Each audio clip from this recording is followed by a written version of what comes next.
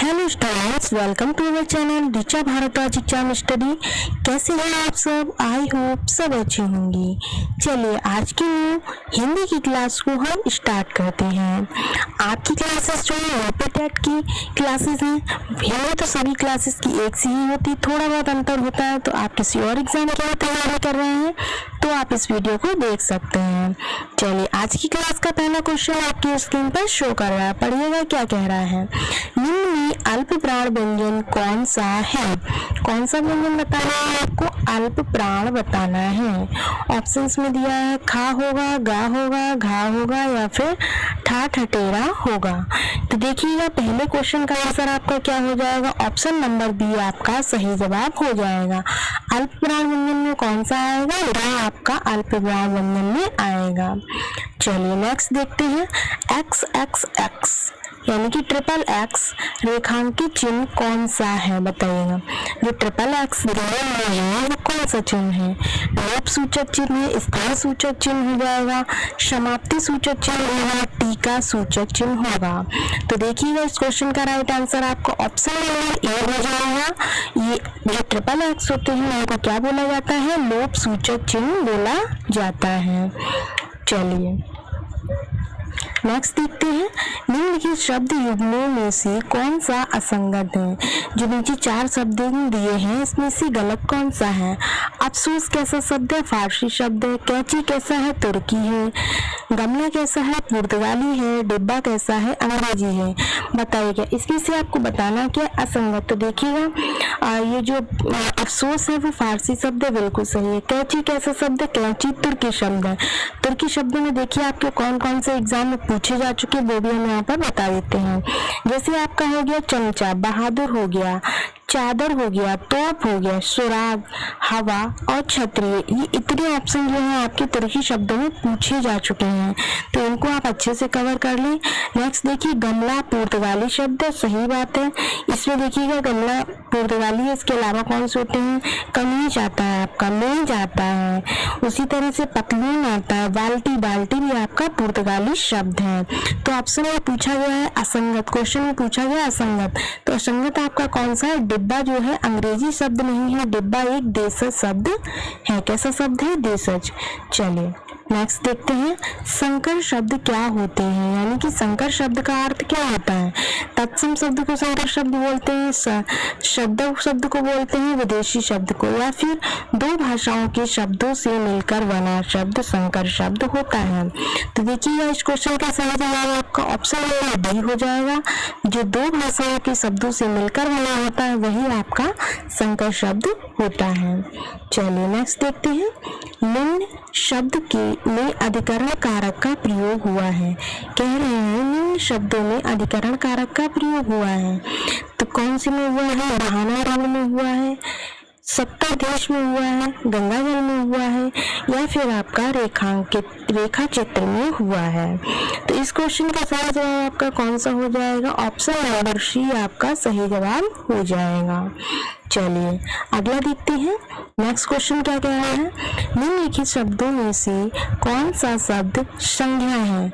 बताना है इन शब्दों में से संज्ञा शब्द कौन सा है? क्रोध है, क्रोध है, क्रोधी है या फिर क्रोधित है? बताइएगा। तो क्वेश्चन नंबर 6 का आपका सही जवाब हो जाएगा ऑप्शन नंबर बी। क्रोध जो है वो संज्ञा है, क्योंकि क्रोध से बन सकता है भाववाचक शब्द। चलिए नेक्स्ट देखते हैं। निम्नलिखित वाक्यों में से किसमें प्रेरणार्थक क्रिया का प्रयोग नहीं हुआ है? क्या बताना है? पूछा जा रहा है किसमें प्रेरणार्थक क्रिया का प्रयोग नहीं हुआ है। पिता उसे पढ़ाते हैं, राम नहीं पढ़ता, ये अध्यापक से पढ़वाते हैं, अध्यापक परिश्रम कराते हैं। तो देखिएगा 7वें क्वेश्चन का है आपका सही जवाब हो जाएगा, वो क्या हो जाएगा? ऑप्शन नंबर बी बिल्कुल करेक्ट है, राम नहीं पढ़ता है। चलिए नेक्स्ट देखते हैं। नेक्स्ट क्वेश्चन है जिनका प्रयोग निश्चित शब्द समुदाय या पूरे वाक्य का अतिरिक्त भावार्थ प्रदान करने के लिए होता है उसे क्या कहते हैं? जिनका प्रयोग निश्चित शब्द समुदाय या पूरे वाक्य का अतिरिक्त भावार्थ प्रदान करने के लिए होता है उसे क्या कहते हैं? समानाधिकरण कहते हैं, या फिर आपका व्यधिकरण कहते हैं, या फिर विस्मयादिबोधक कहते हैं, या फिर निपात कहते हैं, बताइएगा। तो इस क्वेश्चन का सही जवाब आपका क्या हो जाएगा? ऑप्शन नंबर डी आपका सही जवाब है। चलिए नेक्स्ट देखते हैं, संख्या गमन का संधि विच्छेद क्या होगा? सखी धन आगमन, सखी धन आगमन, सख्या धन आगमन, सख्य धन आगमन, बताइए क्वेश्चन नंबर 9 का सही जवाब। इसका सही जवाब क्या हो जाएगा? तो देखिएगा क्वेश्चन नंबर 9 का आपका सही जवाब हो जाएगा ऑप्शन नंबर ए, यानी कि सख्या गमन का संधि विच्छेद हो जाएगा सखी धन आगमन। चलिए नेक्स्ट देखते हैं, पथभ्रष्ट में कौन सा समास है? क्या बताना है? पथभ्रष्ट में समास पूछ रहे हैं। तो देखिएगा कर्मधारय होगा, अव्ययी भाव होगा, तत्पुरुष होगा, या फिर बहुब्रीहि समास होगा। तो क्वेश्चन नंबर 10 का आपका सही जवाब हो जाएगा तत्पुरुष समास, क्योंकि पथ से भ्रष्ट, तो इसमें कौन सा हो जाएगा? तत्पुरुष समास। चलिए नेक्स्ट देखते हैं,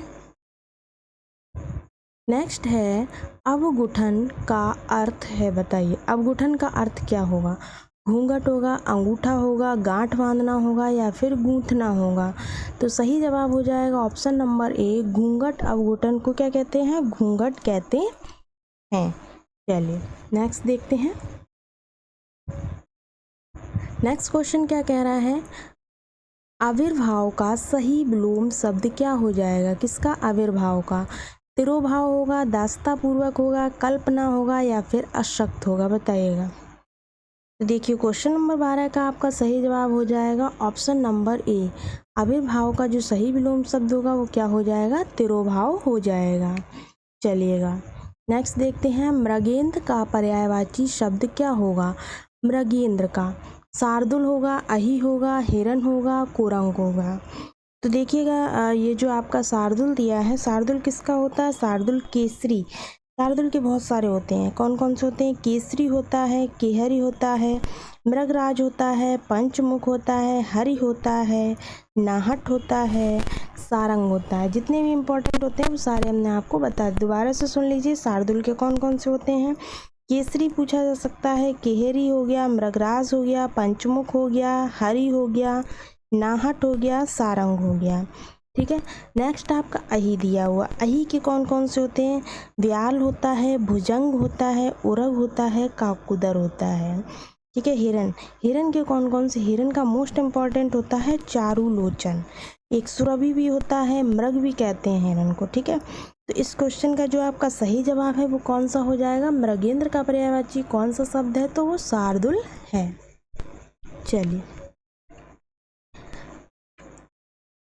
चलेगा नेक्स्ट देखते हैं अगला क्वेश्चन क्या कह रहा है।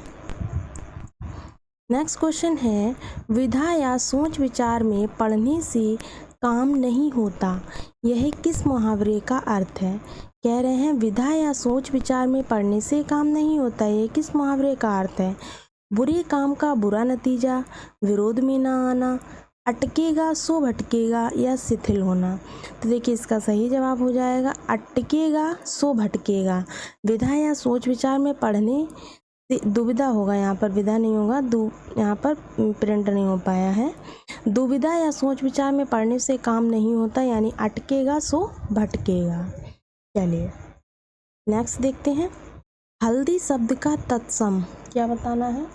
हल्दी शब्द का तत्सम तो देखिएगा हरदी होगा, हरिद्रा होगा, हल्दिका होगा, या हरदिका होगा। तो सही जवाब हो जाएगा हरिद्रा। हल्दी शब्द का जो तत्सम है वो क्या होता है? हरिद्रा होता है। चलिए नेक्स्ट देखते हैं, शुद्ध बर्तनी छाटिए। क्या छाटना है? शुद्ध बर्तनी छाटना है। युधिष्ठिर, द्वारिका, कवियत्री, या फिर अवतार। तो देखिएगा इसमें जो सबसे सही लिखा है वो क्या लिखा है? अवतार लिखा हुआ है। चलिए बर्तनी आपके एग्ज़ाम में, हर एग्ज़ाम में 1 से 2 बर्तनी पूछी जाती है, तो मोस्ट इम्पॉर्टेंट है, बर्तनी को हमेशा देखते रहिएगा। ठीक है, चलिए निम्नलिखित में से कौन सा वाक्य शुद्ध वाक्य है बताइए? मैं सारी रात भर जागता रहा, मैं पूरी रात भर जागता रहा, मैं सारी रात जागता रहा, मैं पूरी तरह से जागता रहा। बताइए तो इसमें से जो वाक्य शुद्ध है वो कौन सा हो जाएगा?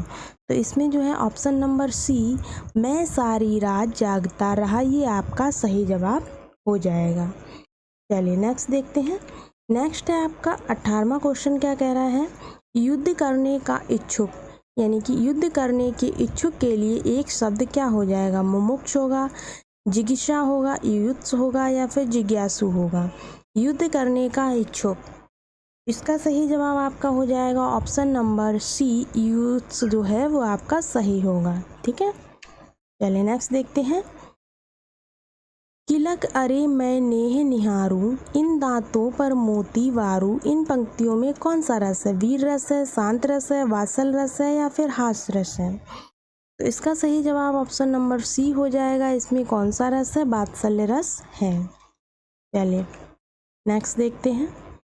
वृंदावन विहरत फिरै राधानंद किशोर, नीरद यामिनी जानी सैंग डोले बोले मों। उपयुक्त पंक्तियों में कौन सा अलंकार? अलंकार बताना है। उपमा होगा, उत्प्रेक्षा होगा, भ्रांतिमन होगा या फिर आपका यमक होगा? तो देखिएगा इसमें भ्रांति उत्पन्न की गई है। क्या उत्पन्न किया गया है? भ्रांति। तो सही जवाब हो जाएगा ऑप्शन नंबर सी। चलिए बच्चों, आज की क्लास में इतना ही। अगर आप चैनल पर नए हैं तो चैनल को सब्सक्राइब करें, शेयर करें और लाइक भी करें।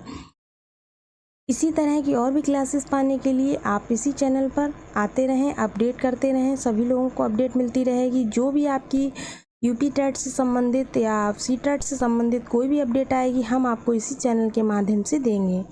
चलिए मिलते हैं आपसे नेक्स्ट वीडियो में। तब तक के लिए धन्यवाद।